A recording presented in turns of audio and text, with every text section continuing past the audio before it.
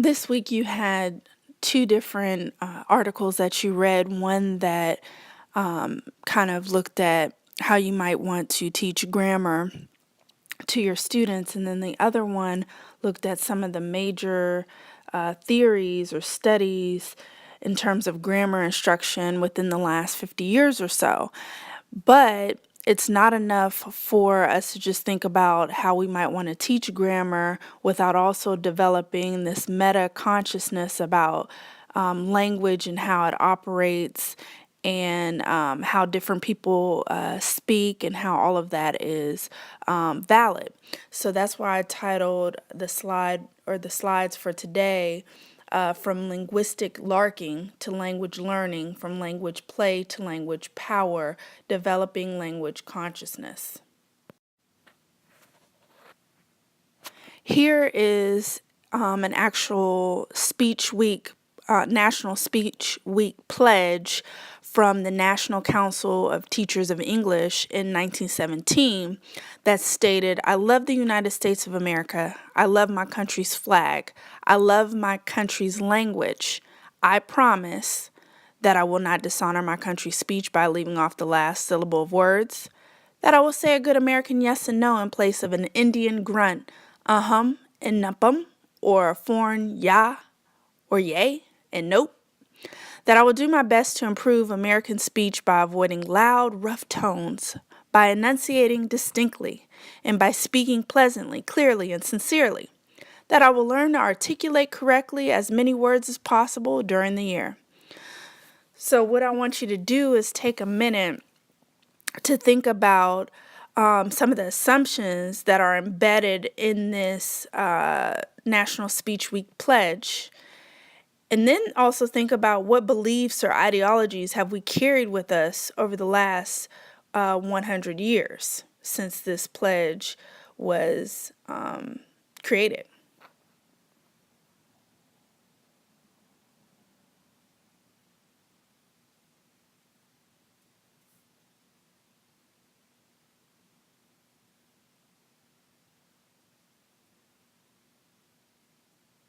So my guess would be, hopefully, that you thought about that embedded in this particular National Speech Week pledge is that there's a right way to speak.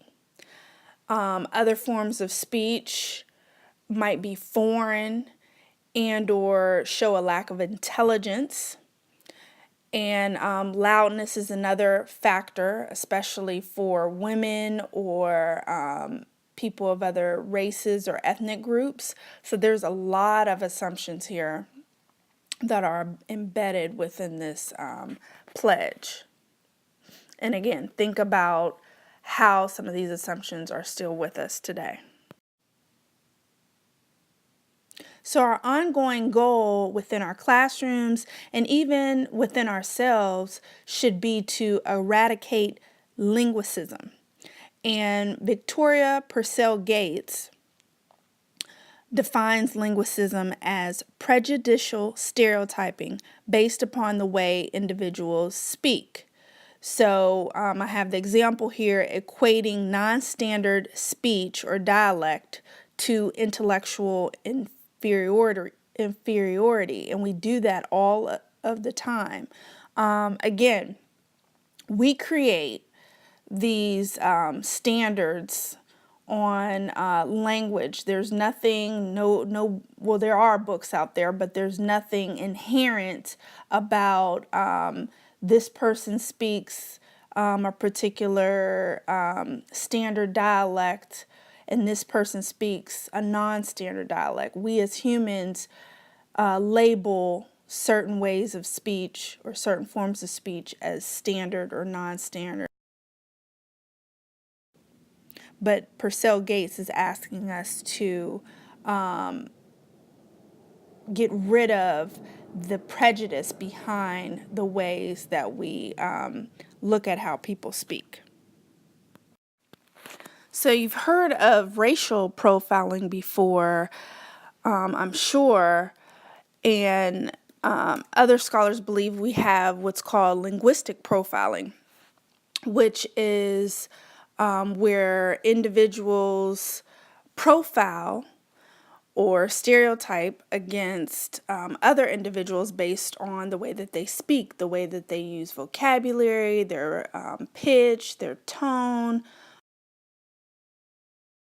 So sometimes we might think to ourselves, if an individual speaks a certain way, again, like you saw on the last slide, they are less intelligent, maybe that they are ditzy, maybe that they don't speak English, quote unquote, very well. All of these different ways that we profile people can then determine certain outcomes.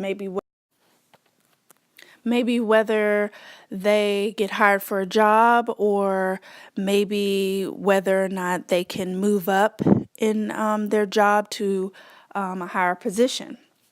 So you have some videos here that you're going to have to pause and watch, because I don't believe you'll be able to watch them from this Explain Everything video. You can try, but if not, you can pause here and highlight the links, or you can just go to YouTube and plug in or write in the titles of the videos. So the first video, Do You Speak American? I want you to watch videos 3, 4, and 5. The first one, once you write in Do You Speak American, is titled African American English or Ebonics in the Classroom. The fourth video is Linguistic Profiling with John, I guess you pronounce his name, Ba. And the fifth video is Dialect Attitudes with Dennis Preston. So again, just 3 videos, 3, 4, and 5, and they're marked. And then the next video is the 2020 Linguistic Profiling video. Again, all of these are short. So you can watch them really quickly and then come back to the Explain Everything video. Then I have the PBS documentary American Tongues here just for your own reference later on if you ever want to come back to this video.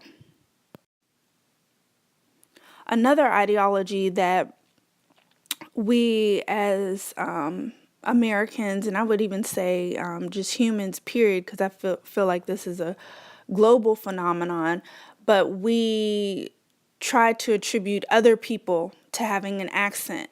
Maybe if they're in the South, they speak differently, so those folks have an accent, or if they're from another country, they have an accent.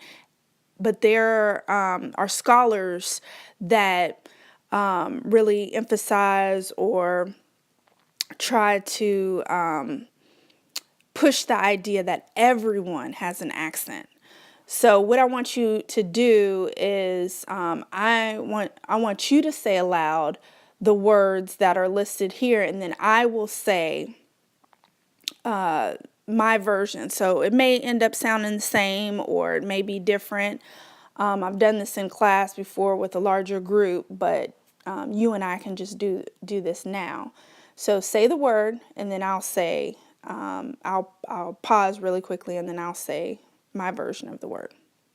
So let's go. Croissant, aunt, pajamas, caramel, probably, salmon, coupon, New Orleans.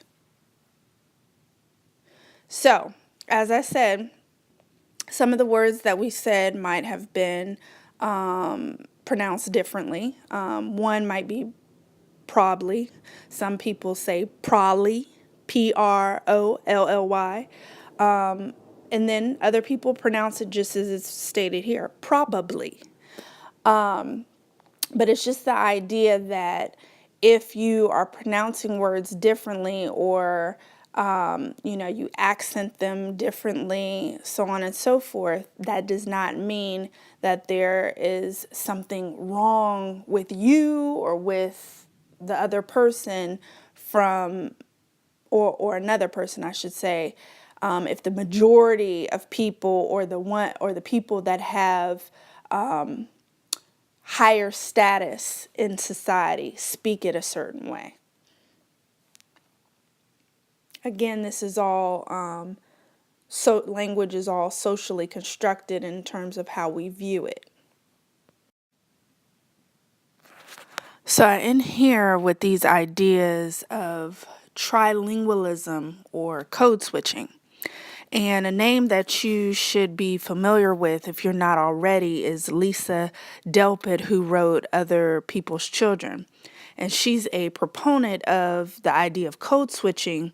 And she says that it's not enough to simply validate or honor students' language, and that we have to explicitly teach them when and how to negotiate different codes or language varieties in both speech and in writing.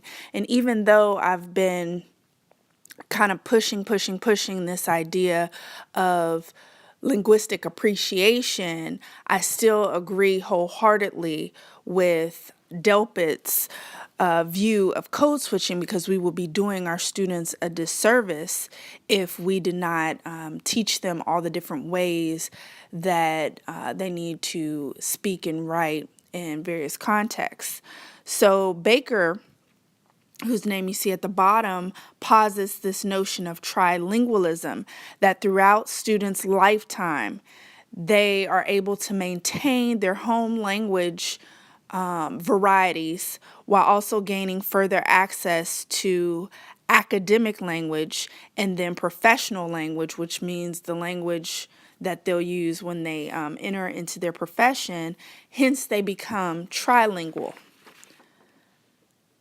So circling back to the title slide, where I talk about developing language consciousness and this idea of playing with language as well, these are the ways we teach students how to develop a meta-awareness of language, to become more conscious of when, why, and how to use language in various contexts. It's about teaching students how language literally and figuratively wields power, as you saw from the 1917 NCTE National Week speech pledge. Then you also saw the videos from 2020 and PBS. So language in those contexts are actually wielding power, but then we also want to show students how they can know and use language to become empowered.